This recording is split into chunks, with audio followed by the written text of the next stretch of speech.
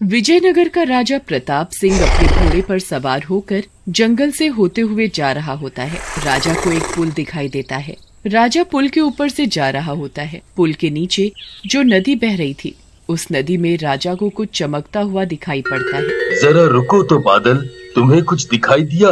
वो नदी में, आखिर नदी के पानी में ऐसा क्या है जो इतना चमक रहा है? चलकर देखना चाहिए। घोड़े को कुछ खतरे की आशंका होती है। शायद इसलिए घोड़ा राजा को नदी पर ना जाने का इशारा करता है, पर राजा की नजर तो बस नदी में चमकती हुई चीज पर थी। राजा नदी पर पहुंच जाता है। ये तो सोना है, वो भी इतना सारा। बादल देखो जरा, पूरी की पूरी नदी सोने से भरी पड़ी है। इस सोने को निकालकर मैं महल ले जाऊंगा। राजा जैसे ही नदी के पानी में सोना उठाने के लिए हाथ डालता है, तभी पीछे से एक डरावनी आवाज आती है। ये आवाज कहाँ से आ रही है?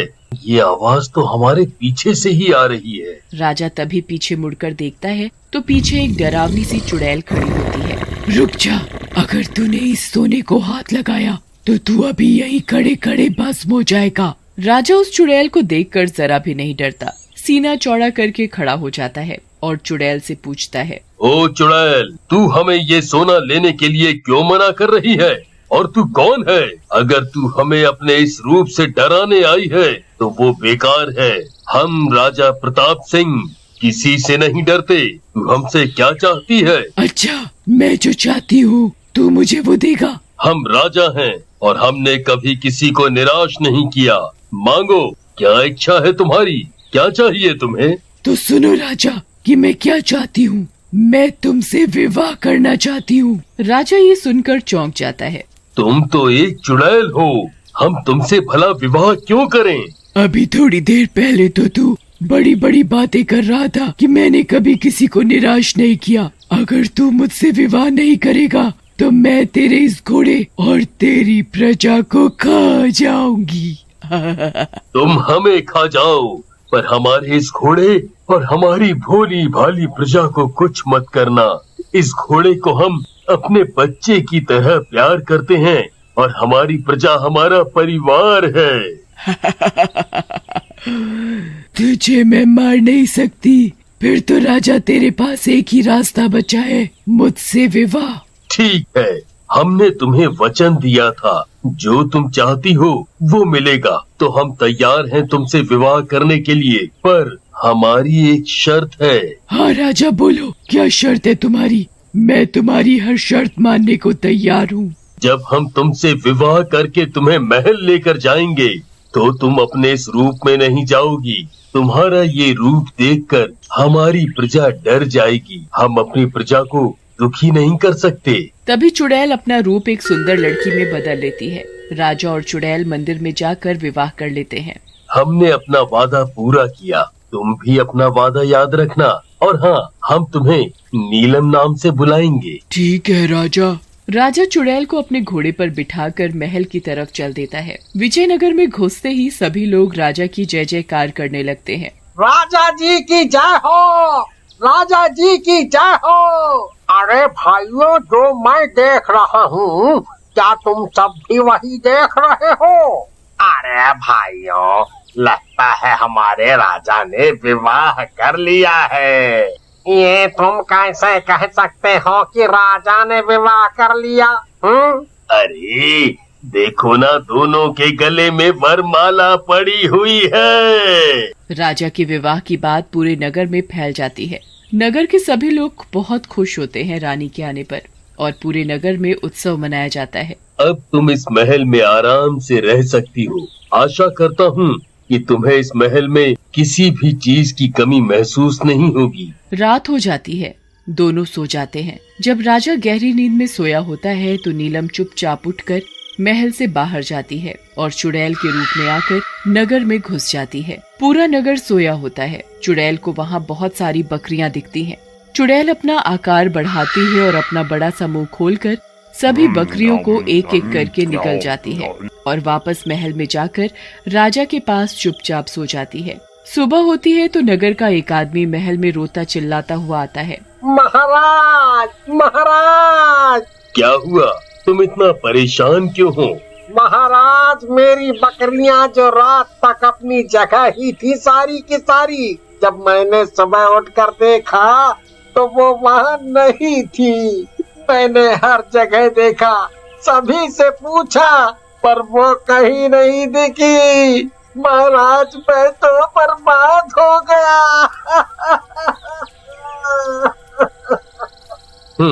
तुम चिंता मत करो, ये लो, इनसे तुम अपने लिए नई बकरियां खरीद लाना।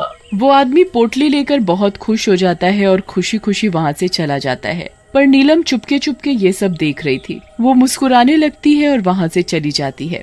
फिर से नीलम अपना चुड़ैल रूप धारण करके आधी रात को नगर में जाती है। इस राजा से विवाह करके मेरा एक फायदा तो जरूर हुआ है। मुझे पेट भरने को यहाँ बहुत कुछ मिल गया। आज मैं उन गायों को खाऊंगी, देखने में बहुत हरी भरी लग रही हैं। चुड़ैल फिर से अपना आकार बढ़ाती है और खूंटे से बंधी सभी गायों को वो चुड़ैल अपने मुंह में एक एक करके निगल जाती है और चुपचाप रूप बदल कर महल में चली जाती है। जब सुबह होती है तो राजा को किसी के चिल्लाने और रोने की आवाज सुनाई पड़ती है। ये कौन रो रहा है? महारानी नीलम? वो महाराज कोई नगर से आया है और बहुत दुखी लग रहा है। क्या? हमारे होते हुए कोई दुखी कैसे हो सकता है भला? हमें जाकर देखना चाहिए। राजा जाकर देखता है। क्या हुआ? तुम रो क्यों रहे हो? हमें बताओ। महाराज, मैं तो लुट गया, बर्बाद हो गया। अब तुम रोना बंद करो और हमें विस्तार से बताओ क्या हुआ।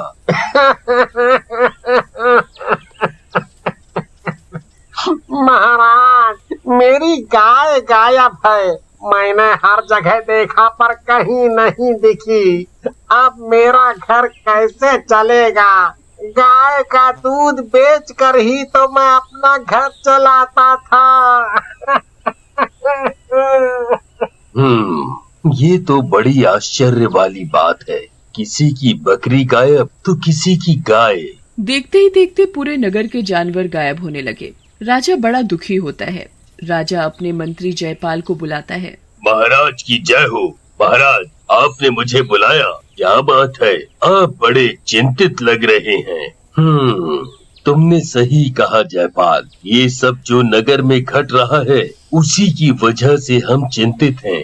पता करो तुम नगर में जाकर, आखिर लोगों के जानवर कहाँ चले गए? आखिर किसने किया होगा ये सब? हम उसे कड़ी सजा देंगे। जो आज्ञा महाराज। जयपाल नगर में जाकर तहकीकात करता है पर उसे कुछ पता नहीं चलता जानवरों के बारे में। वहाँ नीलम महल में आधी रात को चुड़ैल रूप में आकर, अब मैं क्या करूँ? कैसे जाऊँ बाहर? राजा ने उस मंत्री को चौकसी पर बिठा दिया है। अभी भी मेरे पास एक रास्ता है। क्यों न मैं महल के सिपाहियों का शिकार करूं। ये बिल्कुल सही है। रात होने पर सभी सिपाही महल में पहरा दे रहे थे। तभी नीलम चुड़ैल के रूप में वहां आ जाती है।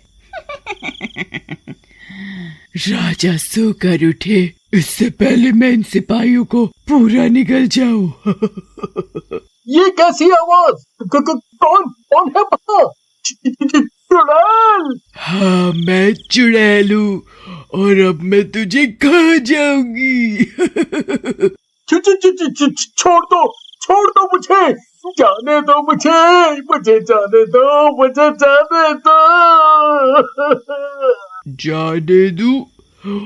इतनी मुश्किल से शिकार हाथ लगा है और तू बोल रहा है जाने दू? अब मैं तुझे खाकर अपना पेट भरूंगी। सिपाही अपने आप को बचाने की बहुत कोशिश करता है पर बचा नहीं पाता और चुड़ैल अपना आकार बढ़ाकर सिपाही को निगल जाती है। चुड़ैल रोज आधी रात को उठती और रोज एक सिपाही को निगल जाती। देखते ही देखते महल के सभी सिपाही गायब हो गए। जब राजा को इसकी भनक हुई कि महल के सभी सिपाही गायब हैं, तो वो बहुत चिंतित हुए। मंत्री जयपाल, हम बहुत दुखी हैं क्योंकि हम अपनी जनता का अच्छे से ख्याल नहीं रख पा रहे। ये सब क्या हो रहा है? पहले नगर के सभी पशु, अब महल के सिपाही भी गायब होने लगे। हम क्या करें? महाराज, आप चिंतित न होएं, हमें कुछ तो करना पड़ेगा। हम ऐसे हाथ पे हाथ रखकर नहीं बैठ सकते। जयपाल, तुम ठीक बोल रहे हो। अब हम ही इसका पता लगाएंगे, वो भी छुप कर। देखें तो जरा ये सब कौन कर रहा है। जब आधी रात हो जाती है, राजा उठ जाता है। देखता है कि नीलम सोई हुई है, तो अपनी जगह तकिया रखकर उस पर कपड़ा डाल देता है, जिससे लगे कि राजा सोया हुआ है। फिर राजा महल में चुपके से चारों तरफ नजर रखता है। तभी वो क्या देखता है कि नीलम महल में घूम रही है और उसने अपना चुड़ैल रूप धारण कर लिया और सिपाही पर हमला करने वाली है। तभी राजा गुस्से से चिल्लाता हुआ, हाथ में तेज धार तलवार लेकर, महाराज महाराज आप वो मैं। अब करो नीलम, अब पता चला ये सब तुम कर रही थी। तुमने ही हमारे सिपाहियों को मारा। अब हम तुम्हें जिंदा नहीं छोड़ेंगे। इस तलवार से तुम्हारा सिर काट डालेंगे। नहीं नहीं महाराज, मुझे छोड़ दो, मुझे न मारो। अगर तुमने कोई और गलती की होती तो शायद हम तुम्हें माफ भी कर देते, पर तुमने बेजुबान जानवर और हमारे सिपाहियों को मारा है।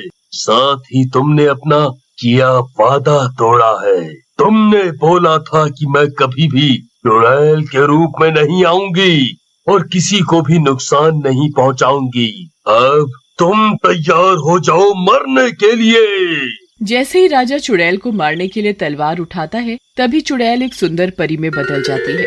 राजा परी को देखकर रुक जाता है। राजा शांत हो जाओ, और मैं कोई चुड़ैल नहीं, एक परी थी। मैं तो बादलों से होते हुए अपने रास्ते जा रही थी, तो मैंने तुम्हें अपने घोड़े पर सवार जाते हुए देखा, तो दिमाग में आया कि तुम्हारी क्यों ना परीक्षा लो। इसलिए मैंने चुड़ैल रूप धारण किया और तुम परीक्षा में सफल हुए। जिन जिन को मैंने निगला था, सिपाही, सभी जानवर, वो सब सुरक्षित हैं। और राजा, जो तुमने नदी में सोना देखा, वो सब तुम्हारा है। तुम जितना चाहो उतना सोना नदी से ले सकते हो। इतना बोलकर नीलम परी वहाँ से चली जाती है।